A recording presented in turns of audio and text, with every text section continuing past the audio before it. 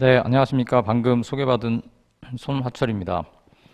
가톨릭대학교 보건의료 경영대학원 개원을 축하드리고 이렇게 중요한 자리에 제가 서게 되어서 매우 영광스럽게 생각합니다. 또 앞선 두 분 교수님들 발표를 들으면서 저는 새로운 세계에 와 있는 것 같은 그런 생각이 들었습니다. 저는 병원에 오면 주로 환자로 오기 때문에 네, 이제 이런 복잡한 이야기들이 그 뒤에서 돌아가고 있는 걸 당연히 예상을 했지만 굉장히 새로운 시대의 병원이 제가 아는 병원과는 또 다를 수도 있겠다 하는 생각을 하게 됩니다. 네, 저는 오늘 앞서 주신 말씀들과는 조금 다른 이제 말씀을 많이 드려야 될 것 같습니다. 먼저 그 기술 철학, 제가 전공하고 있는 기술 철학에 대한 소개를 간단히 드림으로써 제가 그 이후에 드리게 될 말씀들의 배경으로 삼고자 합니다.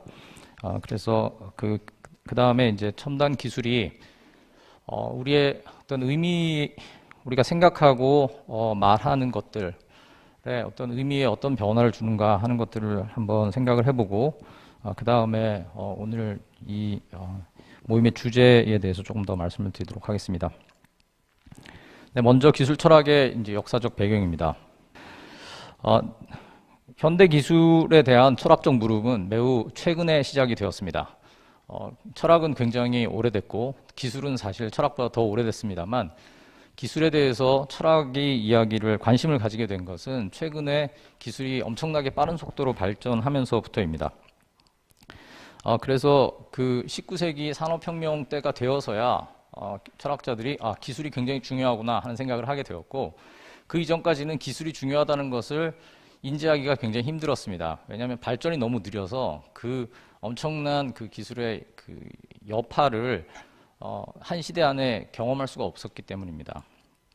그러나 이제 19세기 이후에 기술 발전이 엄청나게 빠르게 이제 진행이 되면서 그것이 인간의 기본적인 사고와 어떤 역량들의 변화를 준다는 것을 알게 되고 기술이 가장 중요한 인간의 문제로 떠오르게 되었습니다. 그렇죠. 제가 이제 늘 농담처럼 이야기하는데 철학은 가장 중요한 것만 다루기 때문에 이제 기술 철학의 시대가 왔다라고 이야기를 하고 합니다. 이런 이야기를 가장 잘 설명해 준 사람이 한스 요나스라는 사람입니다. 이 사람 말하기를 오늘날 기술은 인간에 관한 모든 문제에 침투해 있다. 다시 말해서 기술은 인간이 지구상에서 영위하는 삶의 핵심일 뿐만 아니라 삶을 위협하는 문제가 되었다. 그렇기 때문에 기술은 철학의 문제이며 이른바 기술 철학이라고 하는 것이 성립하게 된다.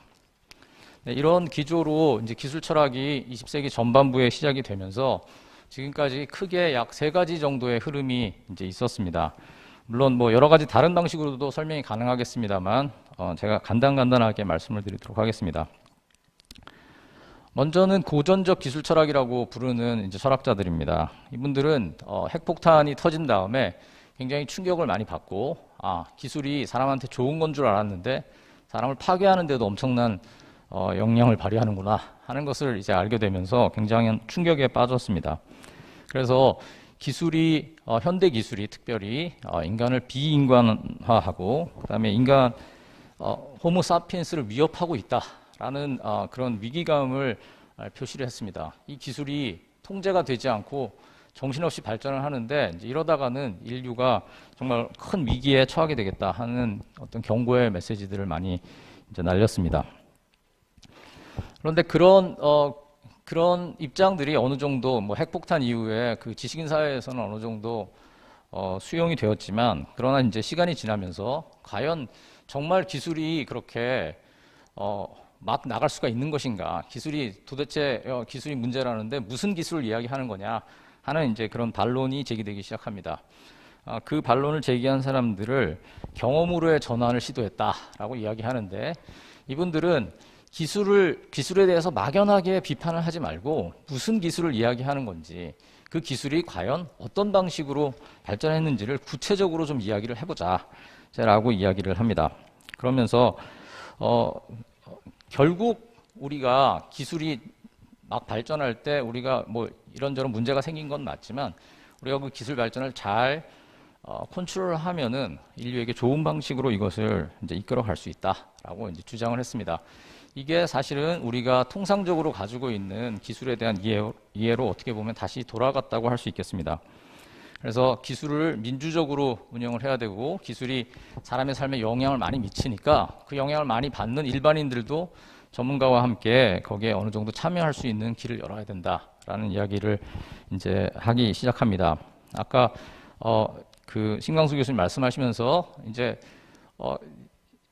이 기술을 사용하는 사람 혹은 사용의 대상이 되는 사람들의 입장들, 일반인들의 입장들도 경영에서 이제 고려가 되어야 된다고 하셨는데 이제 그런 입장들이 이제 여기에 반영이 된 것입니다. 그다음에 최근에 와서는 포스트 휴머니즘이라는 이제 전혀 새로운 흐름이 이제 등장하기 시작합니다. 근데 이 흐름은 기술이 계속 발전하면서 인간이 이제 과거와는 다른 존재로 다시 태어나게 된다. 다시 구성된다라고 이야기를 하면서 약간의 기대를 가집니다. 사실 오늘 여기서 말씀하신 여러 가지 이제 의공학들을 사용을 하게 되면은 사람의 일부가 기계로 대치가 되기도 하고 많은 이제 기술들이 사람에게 적용이 됩니다. 그러면은 이제 어느 순간부터는 이게 진짜 자연적인 사람인지 아니면 일종의 하이브리드 반 로봇 반 사람인지 이제 알 수 없게 되는 이제 상황이 오는데 기술이 계속 발전해 나가면서 이전의 인간과는 근본적으로 질적으로 다른 포스트 휴먼이 등장할 수도 있겠다 하는 이야기들을 이제 하기 시작합니다.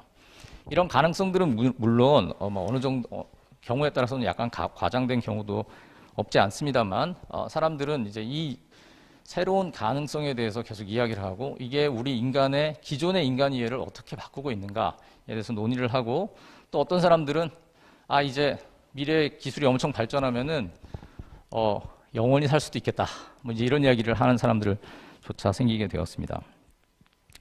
네, 뭐 이런 여러 가지 그 이제 기술 철학의 흐름들을 이제 간단히 말씀을 드렸고 그러나 오늘의 주제는 이게 아니기 때문에 다음에 그 주제로 넘어가서 말씀을 드리도록 하겠습니다. 기술과 의미입니다. 기술은 진공 상태에서 개발되지 않습니다. 그 말씀은 뭐냐 하면은 우리가 이제 이야기를 하다 보면 다른 건 그대로 있고 기술만 딱 발전하면은 굉장히 우리가 잘 살게 될 것이다 라고 생각하는 경향이 있습니다. 그러나 기술은 그냥 진공 상태에서 발전하는 게 아니라 여러 가지 정치적, 경제적 맥락 안에서 발전을 하고 그게 일단 개발이 되고 나면은 그 맥락을 또 다시 바꿉니다. 그래서 또 그 맥락에 따라서 처음에 생각했던 것과는 다른 방식으로 기술이 사용되거나 그 다음에 처음에는 생각하지 못했던 새로운 맥락들이 생겨나기도 합니다. 의료 기술의 경우도 마찬가지여서 의료 기술을 통해서 우리가 이제 새로운 가능성들을 열고 병을 치료하고 사람들을 낫게 하고 하는 모든 과정들이 있는데 그것을 통해서 결과적으로 일어나는 새로운 사회 현상이 있고 사회적인 결과들이 있습니다. 그래서 이제 의미 체계가 변한다. 이제 그렇게 이제 말씀을 드리는데요. 예를 들면 이런 겁니다. 핵 발전을 하게 되고 그 다음에 이제 핵 발전을 하고 나면은 이제 사용 후 해결료가 나오게 되는데 그것을 이제 처리를 해야 됩니다. 이제 그런 과정들을 거치다 보면은 이제 사용 후 해결료는 10만 년 동안 안전하게 보관해야 된다고 하거든요. 근데 10만 년 전은 우리 인류는 잘 알지도 못하는 일이고 기록도 없는 옛날입니다. 그런데 앞으로 10만 년 동안 안전하게 해야 된다는 말을 우리가 하기는 하는데 사실은 이제 우리가 감당할 수 없는 이야기를 사실 하고 있는 것이죠.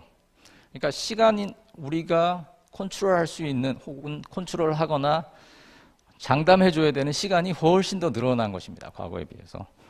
공간, 우리가 요새 인류세나 탄소 중립에 대해서도 이야기합니다만 이제 인간이 우리가 살고 있는 지구 전체를 이런저런 식으로 바꿀 수 있을 만큼 엄청난 힘을 가지게 되었습니다. 그래서 옛날에 우리가 생각하던 시간, 공간, 지성 이런 가장 기본적인 개념에 대한 의미가 바뀌게 됩니다. 그런데 그 생로병사의 문제도 마찬가지입니다. 당연히 이제 의료 기술이 발전하면서 우리가 지금까지 가지고 있던 사람들이 오랫동안 가지고 있던 생로병사의 가장 기본적인 개념들도 조금씩 바뀌기 시작했습니다.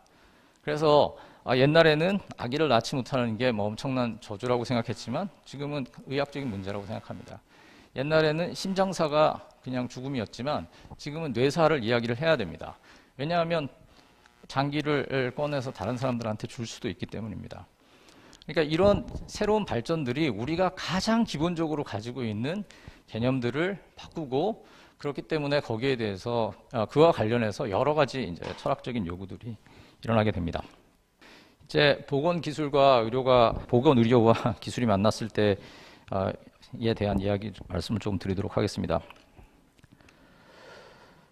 기술 철학에서는 보건의료 분야를 특정해서 연구하는 경우가 별로 없습니다. 저도 이번 발표를 준비를 하면서 기술 철학에서 ICT에서 이야기를 하고, 또 생명기술이나 인공지능 기술에 대해서도 이야기를 하는데, 물론 생명기술이 보건의료와 연결이 되어 있겠습니다만, 그런데 보건의료 분야가 매우 특별하고 굉장히 흥미롭다고 생각을 하게 되었습니다. 왜냐하면 보건의료는 1차적으로 사람을 대상으로 할 수밖에 없고, 또 이 기술을 지금 이제 많이 이용하게 되었지만 그 의료의 역사는 매우 길어서 의사가 누구며 의사가 무엇을 해야 된다 하는 것에 대한 굉장히 뚜렷한 생각들이 있습니다. 그것을 모두가 지금 이제 공유하고 있는지는 모르겠습니다만, 자고로 의사는 이래야 된다, 저래야 된다 하는 생각들이 굉장히 사회적으로 강하게 이제 있는 편입니다. 또 단순히 기술에서 이야기하는 사용성 편의의 문제가 아니라 이게 생로병사의 문제와 직결되어 있기 때문에 굉장히 철학적이고 종교적인 이해와 기술의 문제가 아주 이상하게 얽혀 있는 특별한 분야라고 할 수 있겠습니다. 그래서 첨단 의료 기술의 발전은 보건의료 분야 자체가 가지고 있던 고유의 특성이 있는데, 그 특성에 대해서 다시 생각하게 만듭니다. 앞서 두 분의 교수님께서 발표하시고 또 앞서서 인사 말씀을 하실 때에도 저는 이제 흥미를 가지고 열심히 들었는데, 거기 미세하게 이 기존의 어떤 보건의료가 가지고 있던 기존의 어떤 특성과 지금 새로운 시대, 기술 시대가 우리에게 요구하는 것들에 대한 그 어떤 조화가 필요하다는 사실을 이제 계속해서 언급하시는 것을 들을 수가 있었습니다. 굉장히 그 오래된 물음들이 있습니다. 물론 이 물음이 전체는 아니겠습니다. 그러나 이제 제가 그냥 육하 원칙에 의해서 간단하게 생각나는 대로 적어봤습니다. 누가 언제 어디서 무엇을 어떻게 왜, 이렇게 했을 때 보건의료에 대한 여러 가지 이제 생각들을 할 수 있습니다. 의사의 역할은 무엇인가? 언제까지 치료할 것인가? 병원은 무엇을 하는가? 치료라는 게 뭔가? 어떤 방법으로 치료할 것인가? 궁극적인 목적이 무엇인가? 라는 것을 이야기하는데, 이 물음들에 대해서 전통적인 의료에서는 이 물음이 사실은 그냥 역할이 뭔가? 라고만 물어볼 수 있는 게 아니라 역할이 무엇이어야 하는가? 라고 굉장히 그 규범적으로 우리가 물어보고, 거기에 대해서 마치 우리가 규범적인 대답을 가지고 있다는 것을 전제해서 우리가 의학 활동을 해왔습니다. 그러니까 의료 행위의 궁극적인 목적은 사람을 살리는 것이고, 사람을 살리는 것이어야 하고, 그 이외에 다른 활동을 해서는 안 된다라는 식의 규범적인 그런 생각들을 많이 당연히 했습니다. 자, 이것들이 각각 의료인, 의료의 목적, 또 병원, 의료 기술 등에 대한 이제 각각의 그 어떤 요소들과 같이 이제 연결이 되어 있습니다. 그런데 이 물음들을 우리가 이제 다시 묻게 됩니다. 이제 보건의 분야로 가게 되면 치료의 주체가, 물론 치료의 제1선에 있는 것은 의사지만 그 책임을 누가 지느냐 했을 때 기업 혹은 국가가 되기도 합니다. 또 언제 치료를 중단해야 되는가 하는 문제가 과거보다 훨씬 더 첨예한 문제가 되기 시작합니다.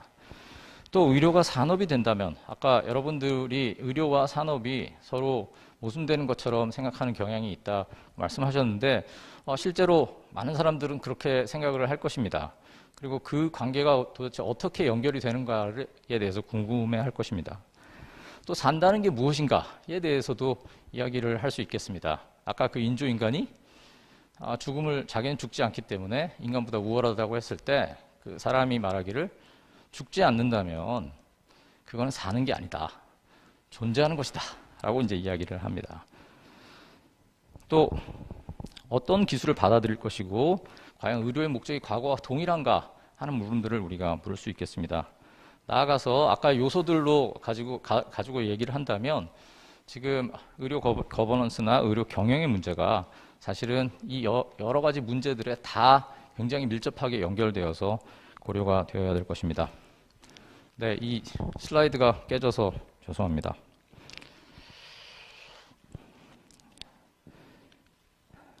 생명의료의 문제들도 당연히 이제 제기가 됩니다.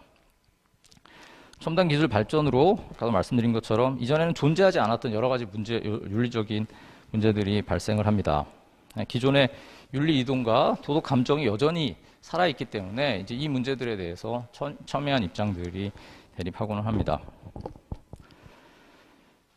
자, 이렇게 약간의 모순적인 상황들, 모순적이라기보다는 어려운 상황들이 이제 있는데, 의료가 과거에는 종교, 철학, 종교, 도덕의 영역과 굉장히 가까이 있었다면은 오늘날은 그 영역들과는 미세하게 분리되면서 시장과 더 가까이 가게 됩니다. 저는 이번에 저를 초청해 주실 때 가톨릭 대학교 보건의료 경영대학원 그 이름 안에서 어떤 고뇌랄까요? 그런 걸 느끼지 않을 수가 없었습니다. 이게 참 특별한 이름이다. 가톨릭 대학교 보건의료 경영대학원. 네, 의료 행위에 대한 도덕적인 기대는 그대로 유지되고 우리 모두가 그것을 지키기를 원합니다. 그러나 첨단 기술을 통해서 생로병사의 의미는 바뀌고 또 의료 활동의 의미도 바뀌고 거기에 자본도 엄청나게 개입이 되게 되었을 때 이제 여러 가지 딜레마적인 상황에 빠지게 됩니다. 또 주체로서 국가나 기업이 이 활동들에 참여하게 된다는 것도 매우 중요한 변화이겠습니다. 그래서 이제 윤리적 딜레마와 몇 가지 도전들에 대해서 말씀드리고 마치도록 하겠습니다. 의료 활동에 대한 전통적 도덕 감정이 있고 의료 활동을 통한 이익 창출의 가능성이 있습니다. 그 다음에 또 보건 문제에 대한 국가적 개입에 대한 기대도 있습니다.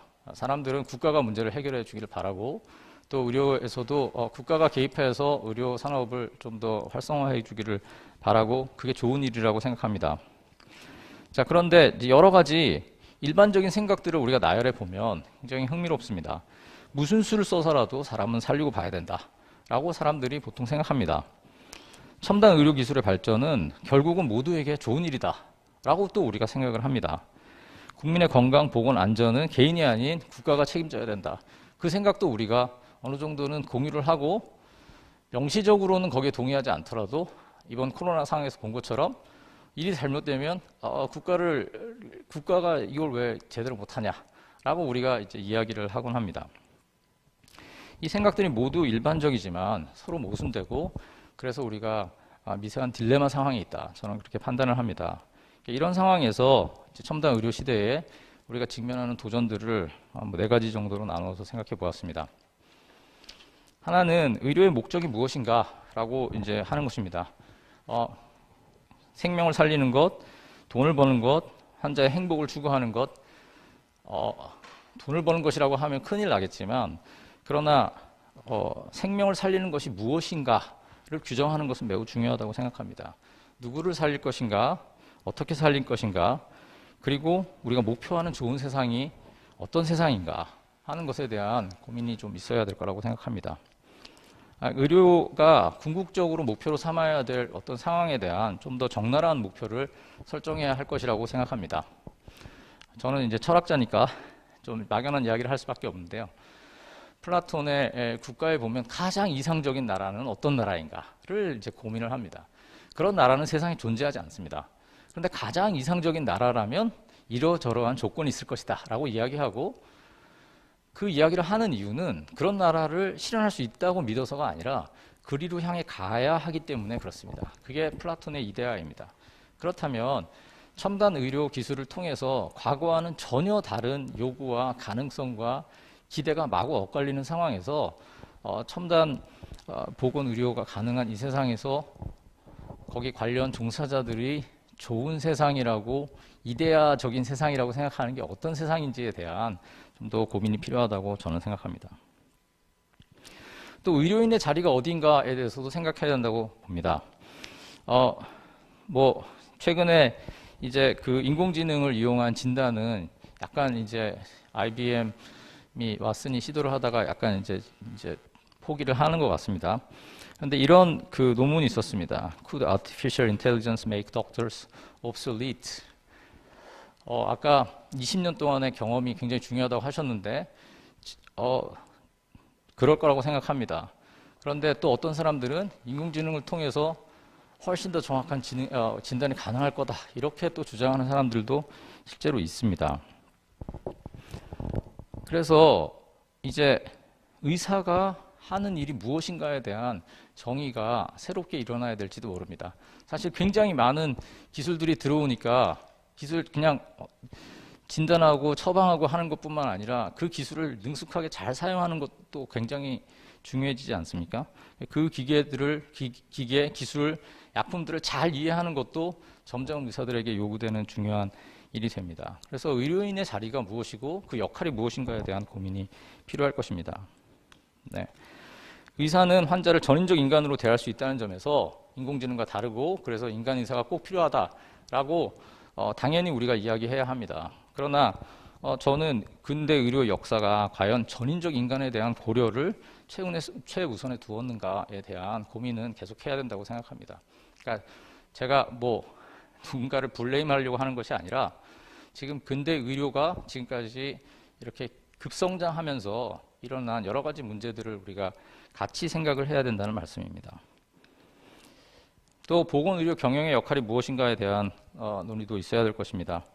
의료 자원을 효과적으로 분배하는 것, 효율적인 의학 교육 이런 것들이 아까 말씀하신 의료기술의 개발, 경영, 수익 창출 등등과 함께 훨씬 더 넓은 의미에서 고민되어야 될 것이고 또 개별 어떤 기술의 개발 과정에서 일어나는 여러 가지 경영적인 판단뿐 아니라 정책적인 판단에도 당연히 개입해야 하고 정부가 어느 방향으로 이것들을 조정할지에 대한 조언들도 계속해야 될 것입니다. 마지막으로 의료기술의 개발과 사용에 대한 문제입니다. 저는 기술 철학자니까 의료기술에 가장 관심이 많은데 사실 어떤 신기술을 도입하고 개발할 것인가에 대한 고민들이 있어야 됩니다. 저는 제가 쓴 책에서 목적이 이끄는 기술 발전을 추구해야 된다고 이제 말씀을 드렸는데 주장했었는데 그 주장은 기술 발전을 할 때는 이게 좋은 세상을 이루는 데 도움이 된다는 명확한 목적을 설정하고 그리고 그때 그 좋은 세상은 그 기술로 인해서 생겨날 수 있는 여러 파생적인 그런 부분까지를 고민하는 그런 방식으로 이루어져야 된다는 것입니다. 네, 그래서 단순히 그냥 이것을 통해서 어떤 병을 고칠 수 있다, 어떤 문제를 해결할 수 있다 뿐만 아니라 그 문제를 해결함으로써 세상이 더 어떻게 좋아지는가에 대한 고민들이 총체적으로 일어나야 된다는 것입니다. 또 최근에 이제 문제가 되고 있는 여러 가지 데이터의 문제나 또 의료기술과 의료인의 협업이 어떻게 구성되고 어떻게 지원할 것인지에 대한 총체적인 어떤 고민들이 필요할 것이라고 생각합니다. 네, 오늘 저는 기술 철학의 흐름에 대해서 간단히 말씀을 드리고 기술이 진공 상태에서 개발이 되는 것이 아니라 어떤 맥락을 중심으로 이루어지며 그것이 새로운 맥락을 만들고 의미 체계를 만든다는 말씀을 드렸습니다. 또 첨단 의료 기술이 생로병사의 의미를 바꾸고 고유의 철학적 문제뿐 아니라 실천적 물음을 제기한다는 사실도 말씀드렸습니다. 네, 이상 마치겠습니다. 감사합니다.